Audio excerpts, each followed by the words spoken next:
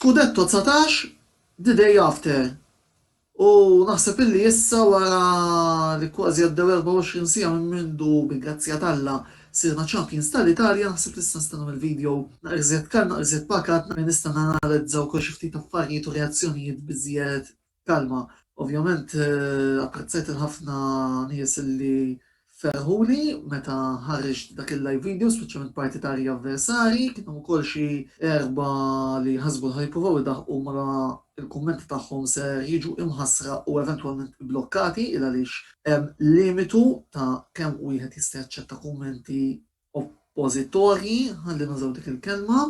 Imma insomma, l-Inter ħadna l-lejk, ejja nkunu onesti, naħseb illi ma kienx hemm way oħra kif kellha tispiċċa din is-sena, kif qed fil-bidu tal-istaġun, kif qed kemm il-darba Conte kellu missjoni, ried iġib tazza dis-sena kienet x'kienet, fortunatament it-tazza waslet u mhux talli waslet talli kif waslet għaliex laqas jien ma kont qed nistenna li ħanirbaħ il-lig b'daqshekk antiċipu 4 logħbiet mit-tmiem, 13 punt fuq kulħadd, striscia pożittiva ta' 19 logħba, jiġifieri kollha numri impressjonanti li konfermaw li dan huwa skudetto mirbuħ b'mod mill-aktar meritat minkejja l-Covid, minkejja il-penalties li ċertu timijiet ingħataw, minkejja l-arroganza li ċertu players kellhom fil-lob ta' kontrina, speċjalment f'ċertu logħba partikolari tal-Koppa Italja,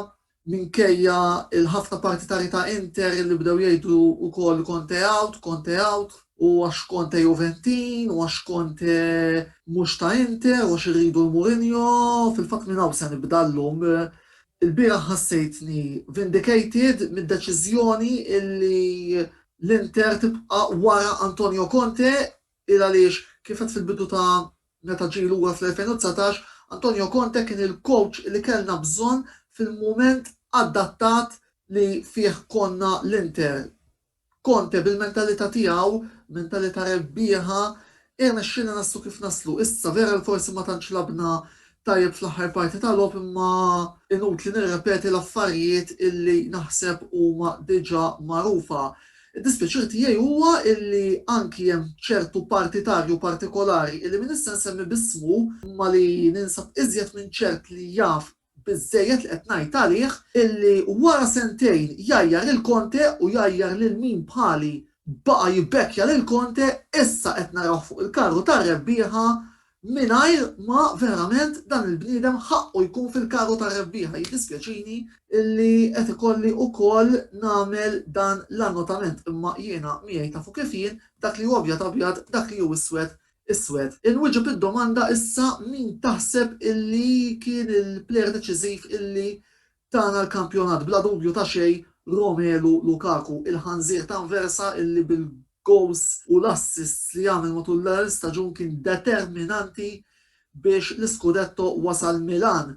Plejer forsi nixtieq insemmi li bħalissa dejjem rasi huwa Christian Eriksen illi ġara darba Conte sablu postu bħala playmaker f'nofs il-ground, it-tim qabad. Jiena kont wieħed minn dawk li ma qbilx ma' Conte meta ma bidix juża lil Eriksen iżda naħseb fl-aħħar mill-aħħar Conte kellu raġun mod u Eriksen kellu raġun ieħor għaliex eventwalment skurja dak li jista' jitqis bħala l-gowl skudetto nhar is-sibt li għadda kontra it-tim ta' Crotone. Min-naħa l-oħra plejer illi wara kollox ninsab kuntent illi ngħidu kellu staġun pożittiv ta' kontribut fir-rebħ ta' dal-iskudetto kien Ivan Perisic illi wara li għajt bit-tikketta miegħu minħabba diversi kwistjonijiet illi kien hemm bejn it-tazza tad-dinja tal-2018 u bejn li baqa' jimpika Icardi, nista' ngħidu kien plejer li ġabar ġieħu u għen ukoll biex l-Inter wasalna fejn wasalna. Ivan, kull ma se nitolbok issa pjaċir wieħed biss. L-ewwel logħba tal-Jura se tkun kontra l-Ingilterra, relax, oqgħod kwiet, għaliex ovvjament issa se nerġgħu nsiru rivali minħabba l-fatt li jiena kif tafu nżomma l-Ingliżi fejn tidħol nazzjonal, allura kista jkun fil-logħba tal-Ingilterra oqgħod kwiet u mbagħad tagħmel li trid fil-logħbiet l-oħra. Lilin minn dak l-argument. Domanda oħra nixtieq nistaqsi hija meta naħseb illi l-kampjonat intrebaħ. Diversi fatturi meta dan sar, ir-rebħa tal-Juventus kienet logħba fundamentali, ma naħseb li turning point kien fil-logħba tal-Koppa Italja li kellna kontra l-Milan u li Christian Eriksen iddeċieda fl-aħħar minuti u eventwalment it-tlieta u tidrisa li bella jnilhom fid-derbi wara li xebaw ikantaw Pioli's on fire, Milan's on fire u vera tfajnihom on fire il għaliex minn dik il-logħba nistgħu ngħidu tajnihom it-trak u għadhom sallum il-ġurnata qed jiġġieldu minkejja l-ammont industrijali ta' penalties illi ngħataw għal post fiċ-Champions League. Issa, il-futur. Ovvjament, issa irbaħna 19 il-kampjonat, jiena it-tama l-għandi hija li t-tim jibqa' jaħdem ħalli nġibu dik it-tieni stilla li tant nixtieq u li ili ngħid żmien twil dik it-tieni stilla li nixtieq qabel il-Milan, ovvjament. Għandna dan iċ-ċans ta' deb illi s-sena d-dieħla nkomplu nissaħħu anke fid-dawl tal-fatt li forsi l-Juventus u l-Milan għadhom naqa' fir-restructuring process għalkemm issa l-Juventus nemmen illi Massimiliano Allegri illi he's all but confirmed fil-fema tiegħi bħala l-coach tal-Juventus is-sena d-dieħla ta' tkun different ball games, speċjalment jekk jirnexxielhom eventwalment jiġu mal-ewwel erba'. Naħseb illi importanti jinsaħħu f'dawk id-dipartimenti fejn għandna bżonn insaħħu fi kliem ieħor Vici Lukaku, żgur għandna bżonn plejer almenu wieħed fuq ix-xelluk qed jissemma Emerson Palmieri illi ma Conte laf kemm il-darba ma' Chelsea u forsi post ieħor illi jien nibqa' ninsisti li għandna bżonn għalkemm hawn min forsi mhux jaqbel miegħi anki hawnhekk goaler. Iva wasal iż-żmien li Handanovic itir. Ovvjament se jtir bil-Murjan se jkun u li ser jolli t-tazza fit-22 u 23 ta' Mejju, iżda naħseb li wasal iż-żmien illi jiġi goaler ġdid. L-aħħar domanda hija għal min se niddedika dan ir-rebħ tal-Scudetto u nixtieq naqsam din id-dedika lejn 4 setturi. L-ewwel qabel kollox lil Mauro Suma, direttur ta' Milan Ċenil, dak li fil-bidu tal-istaġun beda jgħid skużawni, hemmhekk dak posti warrabli ħalli nerġa' nieħdu u mbagħad fil-każ inċedilek nerġa'. Mhux talli ma warrabnilekx, talli lajt tumakka minn dawk il-kbar u issa kif tħobb tgħid ħafna inti sur Mauro Suma andiamo kollinno u kif andiamo kollinno issa. It-tieni tislija u dedika ta' dan ir-rebħ tal-kampjonat nixtieq inti għal il-ġurnalist ieħor illi huwa man-naħa rossonera qed nirreferi għal Carlo Pallegatti illi għamel ħafna żmien jgħid il-sorpasso la prossima volta illi taqbżuna tkun id-darba li jmiss. It-tweġiba tiegħi hija waħda issa lo Scudetto la prossima volta jekk tkun la prossima volta. It-tielet tislija tiegħi tmur għal dak il-kisaħ u arroganti ta' Zlatan Ibrahimovic illi ħaseb li hu xi alla iżda meta ġejna s-sijunno tfajnih f'postu l-importanti li mar jippoppa sidru ġewwa il-Festival ta' Sanremo ħaseb li kienet relax l-affari iżda malajr sirna nafu li who is the best team in Italy illi dak huwa aħna u li bħalma dejjem ngħid bl-arroganza minn se tmur imkien.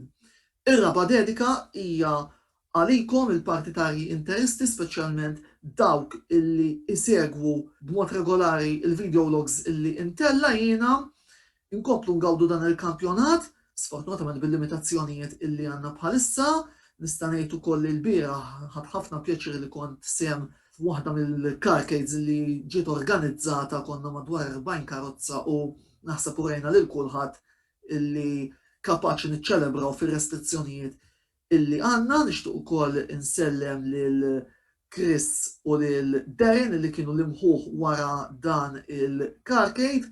Proset u grazzi. Kif ukoll il-kull minħasem għaliex kif qed ngħidu urejna li aħna kapaċi niċċelebraw bħal ħadd ieħor. Fil-fatt illum konna ukoll fil-gazzetti. U naħseb illi nista' nieqaf hawnhekk b'dan il-videolog illi għamilt. Inkomplu niċċelebraw u tinteresti tinsewx ukoll il-flok u il-mag illi għandna għal-beħ, se taraw ukoll ir-riklam fl-aħħar ta' dan il-videolog. Diġà qed ikollna xi bookings, għandkom ċans tibbookjaw sa nhar il-ġimgħa min interessat ikellem lili u naraw x'nistgħu nirranġaw ħalli nkun nista' nirreġistralu l-ordni. Mill-bqija bħalma dejjem ngħidilkom inkitbu fuq il-medja soċjali kollha tagħna.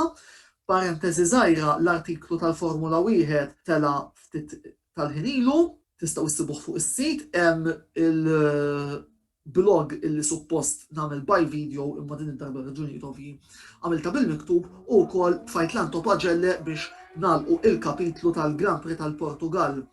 Ngħid biss li ninsab sodisfatti li McLaren daħħalna żewġ karozzi fil-punti, Lando Norris spiċċa l-5, Daniel Ricciardo bis-16 irnexxielu jispiċċa d-9, komplejna ntawlu l-vantaġġ fuq il-Ferrari imma fuq hekk nitkellmu fuq il-video log illi tellajt fuq is-sit uffiċjali tagħna. L-appuntament għal video ieħor ser ikun nhar il-ħamis bil-programm l-intervista fejn fih nitkellmu dwar il-Kampjonat Dinji tal-Formula 1 illi hemm għaddej bħalissa. Kif lestu minn dan kollu? Bħalma ngħidilkom għamlu li xjaten tridu. Il-komplement tas-serata tajba ħbib qabilħaq il-lejla għal daw kollha dilettanti wkoll tal-motorsport insegwu flimkien il-Grand Prix tal-Ġappun tal-V1 Malta Series ta' Velocity Esports Racing illi jien se nkun qed nikkummenta ma' Efron Tabone. Mibqija ħudu ħsieb. Bħala tifkira ta' rebħ ta' 19 kampjonat min-naħa ta' Inter, Antonello Sports Blog qed jippreżenta materjal li bih wieħed jista' jiċċelebra l-istudetto mirbuħ mit-tim ta' Antonio Conte matul dan l-istaġun. Il-mitluk sabiħ li fuq il-logo l-ġdid tat-tim u t-trofew tal-Scudetto qed jinbih bil-prezz ta' 18 euro għall-adulti u 15 għat-tfal. Min-naħa l-oħra, il-mark kommemorattiv bil-protagonisti kollha tal-Inter 2020-2021 qed jiġi offrut lilkom għal 12 euro.